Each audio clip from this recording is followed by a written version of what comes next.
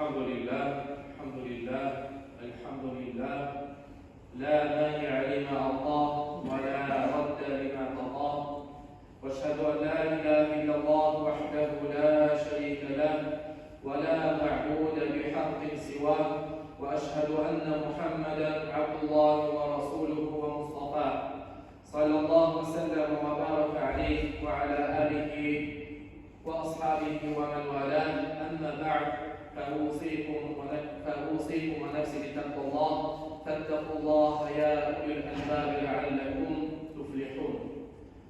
Muhterem cemaat, bugün günde internet bilimte şaraları tez taralar. Hem şuların taralı bilen kişiler arasında bir kup yürek talep şirkleri barlığa gider. Yamanlık, gündeşu, yalganlık, bir-birsinden nefret hem başkalar. Şular arasındaki ilk korkunç ağrılarının birisi ul künçülük, uşa ekenşe zavist. Mesela birovlar telefonlarını tutup başka kişilerin storiesleri, WhatsApp'larını tarağında görürler. Bu yigit yama maşına aldı, zor yurt gözünü hem başkalar. Kısı namaza basıp dilde buldu diye. O bitirilip diye, mektepte okulanda ikilelerine okulan kişi buldu diye. Ya ise mesela ağları isimlerden birisi bulgan deyip, şundi sözler, şundi fikirler götürüp, başka kişilerine naşarlık televşiler gitti. Bu sıfat arkasında kişi özüne hem başkalarına ziyan getirir.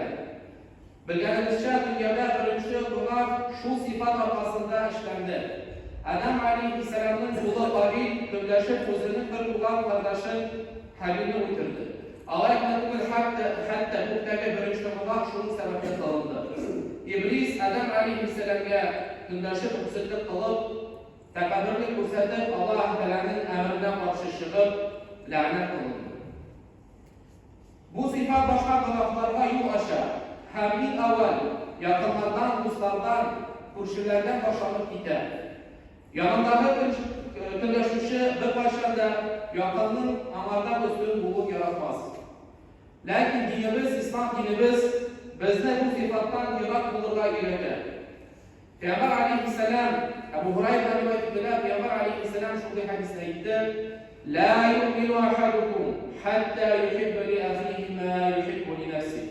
Sizden değil, biriniz de değil bulunsunca mümin Müslüman olmaz diye, kamil diye, mümin olmaz diye hatta uz kardeşine değil, uzuna dilegençlik etkiledi. Yani eğer sen kardeşine uzuna dilegenlik etkiliysen, bu senin kamil iman ikenini gösterir. Hamide kukuna şeytan vesvese kılıp, kişilere kilah vesvese kılıp, bırakın bu hatun kızlara kilahlarında. Mesela neyde parayla, manın İngilizur yurtta, manın İngilizur maşinası, yana maşinası, parayla manın di batı oklarlarında hem başkalar. Müslüman kişiler etkiledik, elhamdülillah, Allah-u Teala bilir, başkalarına da bilsin, eylik. Ama bilen tabi bizge de bilsin, Allah-u Teala biluşidik, Müslüman kişisi Allah-u Teala'ya dua kılar. Lakin eğer kişi şu nimetlerini başka kişilerden ituğun, helak olup yıkaş şuğun telese, bu yönde hüsüzlük olup atalar, hamide Allah-u Teala bizni maddi sıfattan kıydı. Ebu Hurayra'dan rivayet edilen Allah'ın Resulü sallallahu aleyhi ve sellem etti. La tehasadu ve la tenaceşu. Birbirimizden deyip kündeşmeliz. Beyelerini arttırmalıyız deyip. Ve la tedâgadu ve la tedâberu. Uzaran nefretini kaldırınız. Birbirinizge artığız bilen vurulmalıyız. وَلَا يَبِعْ بَعْضُكُمْ عَلَى بَيْعِ بَعْضٍ وَكُونُوا عِبَادَ اللّٰهِ إِخْوَانًا. Birbirinizin di sevdesini bozmalıyız. Hem kardeşler buluruz ki Allah-u Teala'nın kulları. Ve bu hadisten kurarız. Peygamber Aleyhisselam bizde yüreğden işe gidip biz birbirimizge qarata bulurgan tiyişmiz. Peygamber Aleyhisselam'da birbirimizge di tuğan kardeşler tebrik buluruz. Hem de hikmetli İbn Sirin'in sözlerini bitiresinkiler, İbn Sirin o sahabelerinin bugün zor galip tabi'lerinin birisi. Hem İbn Sirin eylerdi. Bu dünyada değil, min bir kişiye de qarata di hüzünlük kılmadım. Ve kişi izniyle valideyken bize gidiyor. Niçin? Çünkü iki türlü bulardı. Adam balası iki türlü bölünür. Şunun birisi diye Müslüman bular, mümin bular hem bir kayda cennete giderler. Allah bular ki İşler dünyanın dünyası üçün bir ana hızlık kılındı. Başan ki ana bu dünyadan yaxşılar nimet birilerdir. Naşona hızlık kılırak giderdi. Eğer bu işten gerekse, naşona kılırak giderdi. Ya ise ikincisi bu ikinci türlü kişi değil, Allah cehennem ehilleri, kut ehilleri. Hamni için binalarda hızlık kılındı. Başan Allah'ın dünyaları, şu dünya nimetleri Allah'ın cehennemde iltedi. Şuay bulgar ki inşaat dediğin kişileri bu dünyada hazırlık kılındı. Hamide bilgili bulmanca şimdi işler var kayısılarında gündeşu, yarışı rüksel ettiler. Ama Allah'ın işçisi sallallahu aleyhi ve sellem'in hakkında bu ayeteydi. La hasede illa ifneyni. İki kişiden Allah bir kemden de gündeşmeske ettiler. Allah di Racunun atahu Allah'ın Kur'an'a fehu yetluhu ana el-leyli ve ana el-nehar. O di şunday bir şekilde Allah Teala Kur'an-ı Kerim'de girdi. Hamul günlü tünlü şunun bilen meşguldü. Şu Kur'an-ı Kerim'den şuurlardan anı bilenadi, anı ukvidir, anı bilgileri. İkinci kişi Racunun atahu Allahu malen fehu yunfikuhu ana el-leyli ve ana el-nehar. Hem kişi kaysana di Allah Teala girdi mal. Ama di halal mal girdi di hem bu di Allah Teala'nın yolunda könül bir şuşu malını sarf ederdi.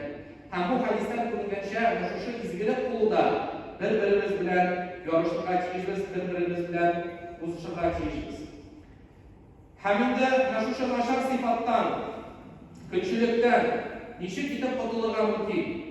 Nişi kitap şuşu naşar sıfatta iya bulmazda. Anın birer kodul yolları var mı? Ayı var. Hem şunun bir neşesini eylip bitesin kiler. Birinciden eğer indi kişi şuşu naşar sıfatının özünde size iken ul Allah subhanahu teala'ya bayılırlar kiş.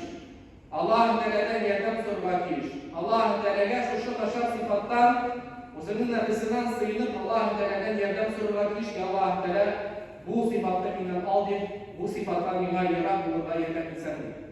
Hem ikinciden şuşu girilgen nimetler, kişi şunu istedik tutmak kiş. Şuşu bizge girilgen nimetler, başka kişilerle girilgen nimetler barısı da Allah Teala'dır. Hem de Allah Teala özü bile hükmü, qaysı kişiler hükmü birge ikenliğin. Hem de Allah subhanahu bakında Kur'an-ı Kerim'de bu ayetlerde ise rizıklı gulu kurunda. Mesela Allah Teala Maide suresinde bu ayette Eûzu billahi mineşşeytanirracim. ذَٰلِكَ فَضْلُ اللّٰهِ يُؤْتِيهِ مَنْ يَشَاءُ وَاللّٰهُ وَاسِعٌ عَلِيمٌ. Bu Allah'ın yumaklığıdır, faziletidir. Ulanı dilenen kişisine girirdi. Dürsütte Allah Teala kimlik yani yumaklık hem benim iyesidir. İkinci ayette Allah Teala Vallahu faddala ba'dakum ala ba'd fil rizq. Dürsütte Allah Teala payberlerinizi payberlerden rızıkta artık yani üstün kıldı. Hem bu ayetlerden biz kurarız. Bu Allah Teala'nın sünneti. Bu dünyada bu sünnet. Kimdir bayrak bular, kimdir fakirlik bular, kimdir mağdurak bular, kimdir başka şey. Bu bütünüzde Allah Teala'nın sünneti, Allah Teala'nın hikmeti. Hem şuna burada İbn Mesud'dan rivayetiyle İbn Mesud ettik kişilerine müracaat edip Allah Teala'nın nimetlerine düşman bulmamız diye.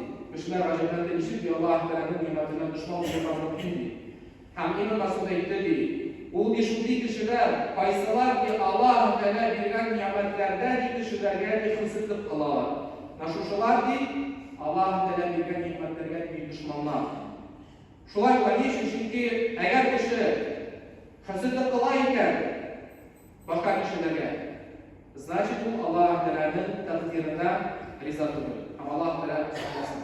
Müslüman kişisi iman getirgende Allah Teala'nın takdirine, Allah Teala'nın hikmetli ikenliğine iman getirer, hem şunundan Müslüman bulur.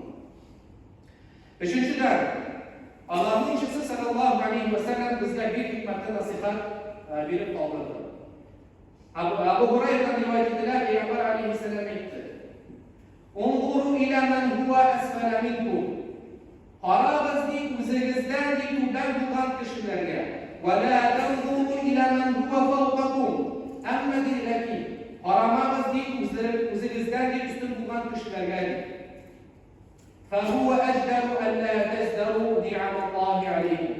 Bu deydi Allah Teala bergan ne'matlarini kimsitib qaramasga deydi yerdan bitardi. Ham shundan da bu hadisdan ko'ramiz Payg'ambar alayhisalom bizga beradilar. Bu dunyoda o'zingizdan tumanroq bo'lgan kishilarga qaraymiz.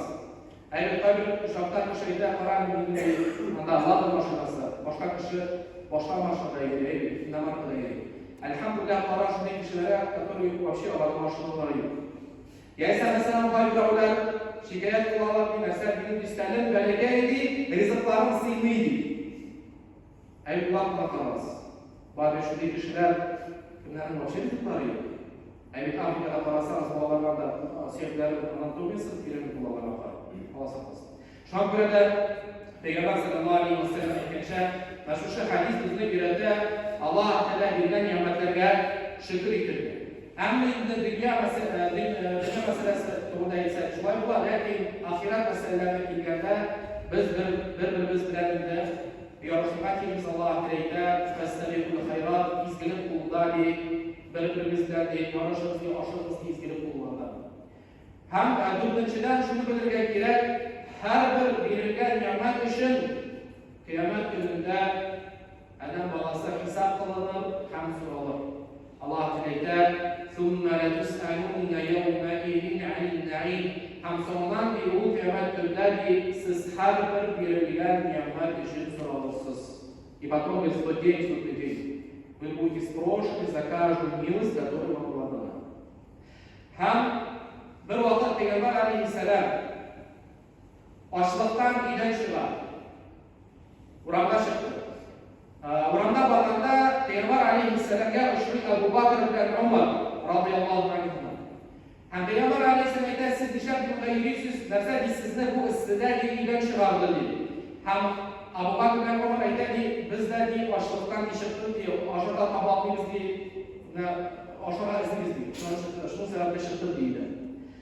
Shunday Payg'ambar alayhissalom Alloh bilan birga Madinaga kelganda bir ansarning yurtiga kirarlarda, qandaydir xotinida bo'ldi. Payg'ambar alayhissalom so'rab qo'ydilar, u yurtning xo'jasi, ham xotini aytadi, hozir yashab bizga so'rab keladi. Ham bu xo'jasi kelgach, Payg'ambar alayhissalomga hamma sahobalarga taqdim etadi. Xirma finiga taqdim etadilar, salqin suv hamda hatta rivoyatlar Alloh sariq suvda sariq bilan oshirganlarni aytib suyib. Hamini oshirgandan so'ng Payg'ambar alayhissalom Abu Bakr bilan Umarga murojaat etib aytadi. Nasayda Payg'ambar alayhissalom: "Zillun barid va rutbun tayyib va ma'un barid." Salqin narsa kulagandi. Yaxshi xirmadi, ham salqin suvdi, ham siz bunun uchun qiyomat kunida so'ralasiz. Представьте, за то, что они сидели в тени, за то, что они поели финики, за то, что они попили холодную воду, Пейгамбар алейхиссалям говорит, вы за это будете спрошены. А что же касается нас? Как мы живем сегодня, да? Поэтому об этом нужно подумать. Ham beshinchidan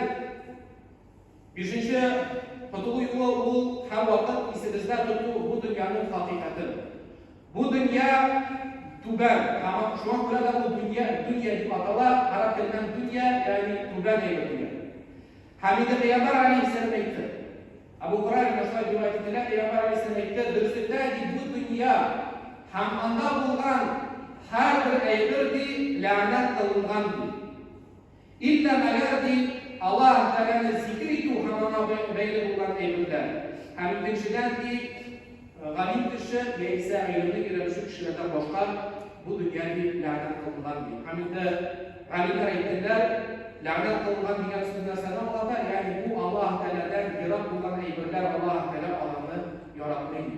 Shunga ko'ra agar kishi mana esida tutsa bu dunyoning narsa ekani, u vaqtda alhamdulillah aning endi shu kishilarning mollariga o'zi tushmas.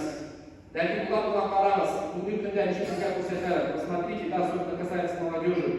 Как на сегодняшний день нам показывают, слева и справа шайтан подходит и говорит: ты должен быть самым богатым, да, коучингом говорят, ты можешь, ты должен быть таким.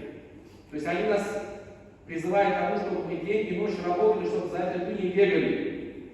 Есть даже такие, которые за эту дунью оставляют свою ахиру, то есть религию продают.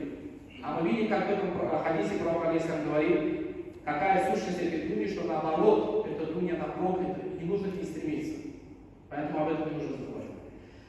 Ikkinchi hadisda Payg'ambar alayhissalomga keladi bir kishi, bir badaviy ham Payg'ambar alayhissalomga aytadi: "Ya Rasululloh, deydi, ko'rsatdi menga shunday ishni, shunday izbilakni, deydi, agar men uni ishlasam, Alloh taolo ham kishilardan meni yaratir", deydi.